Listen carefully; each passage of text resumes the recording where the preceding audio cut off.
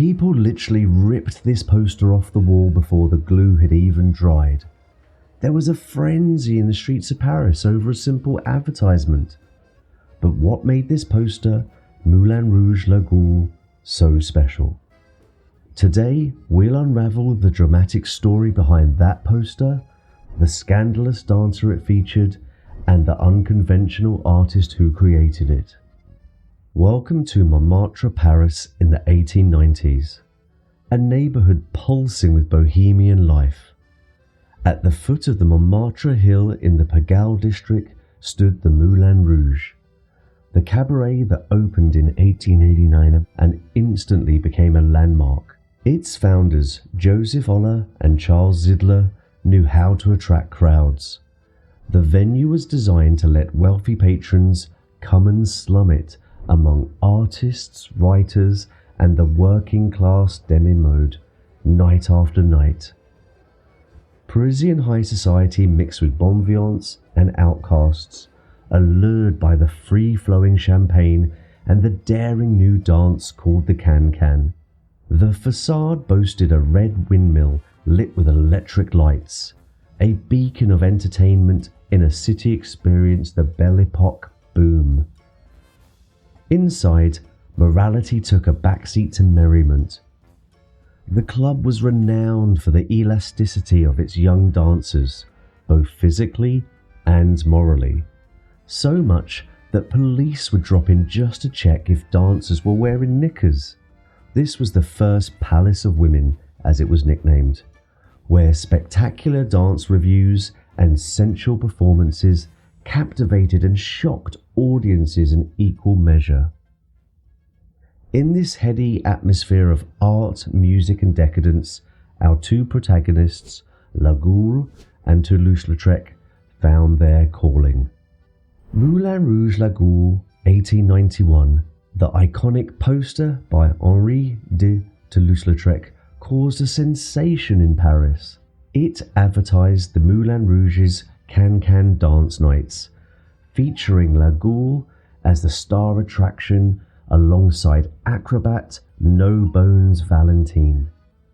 This bold lithograph, with its silhouetted crowd and bright yellow glow, would soon become one of Montmartre's most famous images.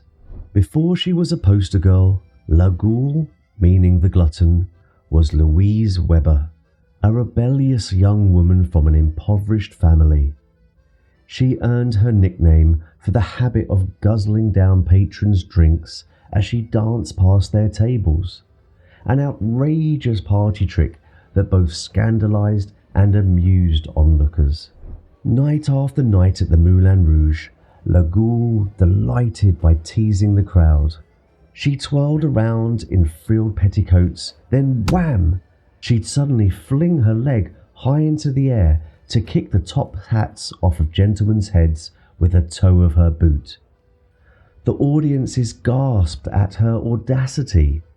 Beneath her ruffled skirt, she'd flash the heart embroidered on her bloomers as she delivered each high kick.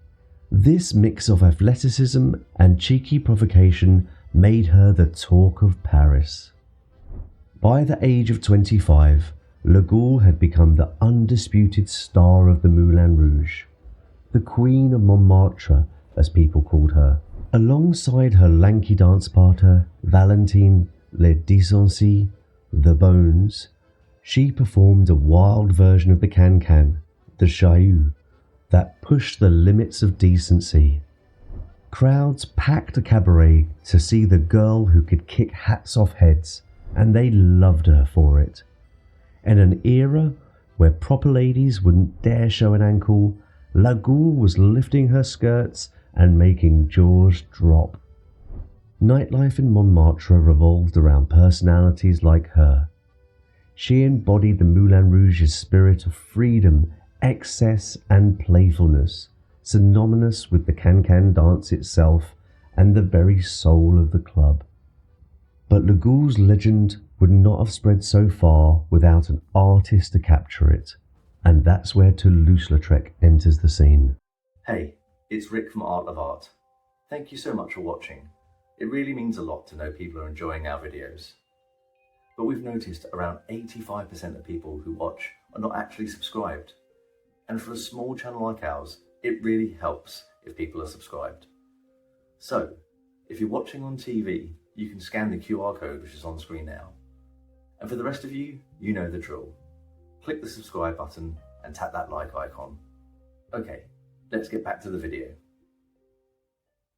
In the smoky dance halls of Montmartre, one could often spot a short figure with a canvas or sketch pad observing every movement. This was Henri de Toulouse Lautrec, the man who would transform Paris's nightlife into art. Born into an aristocratic family, Toulouse-Lautrec was an unlikely bohemian. As a teenager, he suffered accidents and a rare bone condition that stunted his growth. As an adult, he stood only 4 foot 8 inches tall, with the torso of a man but the legs of a child. Rather than hide in shame, the young count embraced the bohemian quarter where his differences mattered little. He moved to Montmartre in the 1880s, befriending fellow artists.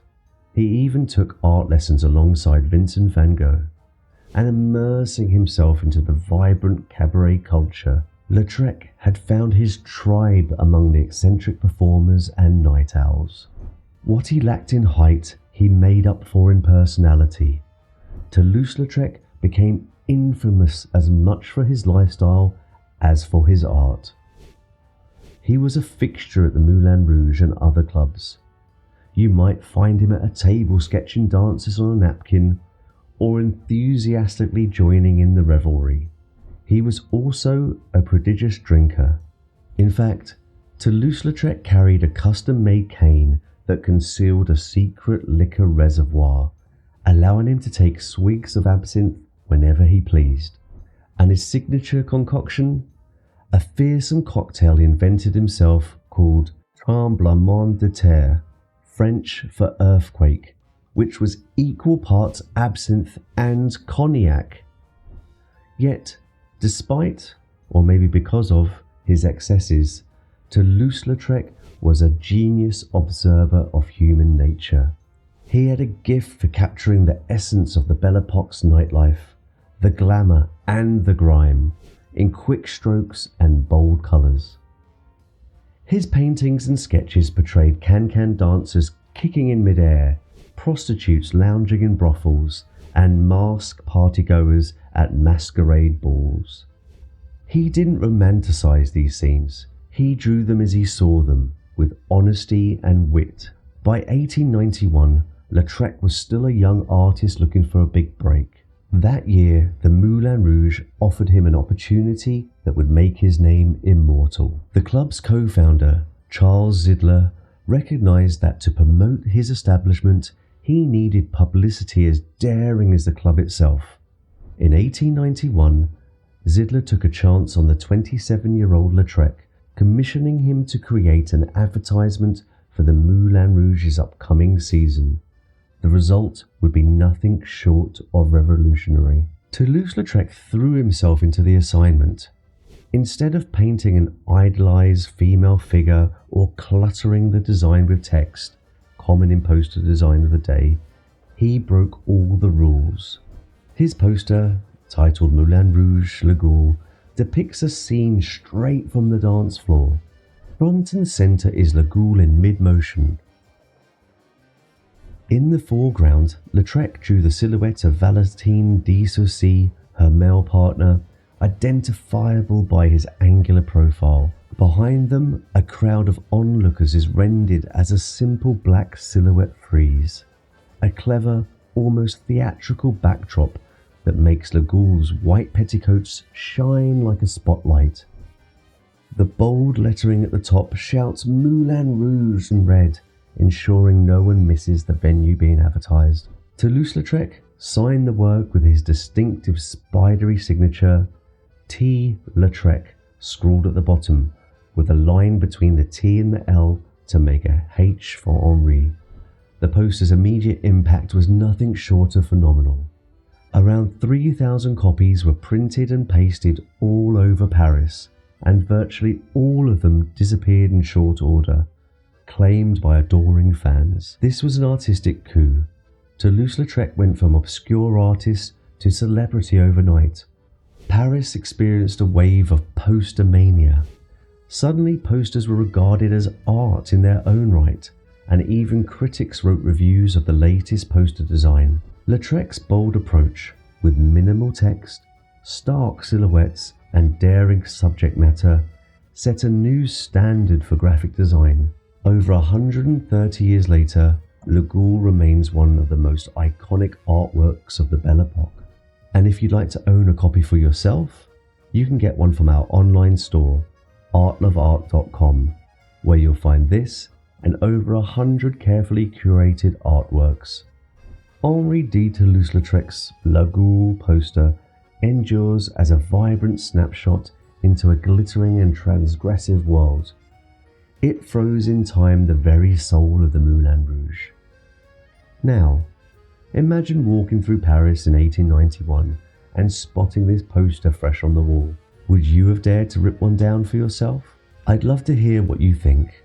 Let's chat in the comments. And if you enjoyed this dramatic trip into Montmartre's past, don't forget to like and subscribe for more tales of art history's underbelly. Until next time, au revoir, and keep the can kicking.